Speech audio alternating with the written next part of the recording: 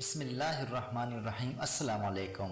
آج جس موضوع پہ بات کرنا چاہتا ہوں وہ تحقیق ہے۔ تحقیق عربی زبان کا لفظ ہے جو کہ حق سے نکلا ہے، جس کے معنی سچائی کی تلاش ہے۔ تحقیق کی تعریف کرتے ہوئے ایک محقق کہتے ہیں کہ تحقیق کا کوئی نقطہ تکمیل نہیں ہوتا، نقطہ آغاز ضرور ہوتا ہے۔ جس طرح زمین اپنے مخفی خزانے اگلتی ہے، اسی طرح نئے علوم سامنے آتے رہتے ہیں۔ یونس اگاسکر نے تحقیق کی تعریف ان الفاظ میں کی ہے: تحقیق سچائی کی تلاش ہے۔ انسانی اقدار کی دنیا سچائی پر قائم ہے۔ تحقیق مطلق صداقت کی دریافت کا نام نہیں، بلکہ ہم وہاں تک تحقیق کر سکتے ہیں جہاں تک ہمارے حواس کام کرتے ہیں۔ تحقیق کی تعریف کے حوالے سے بہت سے ماہرین و محققین نے اپنے خیالات کا اظہار کیا ہے، لیکن یہاں پر ان سب کا جائزہ لینا یا ان سب کا تذکرہ کرنا ممکن نہیں ہے۔ اس لیے تحقیق کی تعریف کرتے ہوئے ہم آگے بڑھتے ہیں۔ تحقیق کس طرح کی جا سکتی ہے یا تحقیق کس طرح کی جاتی ہے؟ اگر اس کی سب سے بڑی مثال دیکھنی ہو تو ہمیں اس دور کا جائزہ لینا پڑے گا جب ہمارے پیارے نبی حضرت محمد صلی اللہ علیہ وآلہ وسلم کی وفات کے بعد ان کی احادیث میں اسلام دشمن عناصر کی طرف سے رد و بدل کی کوشش کی گئی، لیکن اسلامی محدثین نے انتہائی محنت سے کامیاب تحقیق کے بعد ہمارے پیارے نبی کی احادیث سے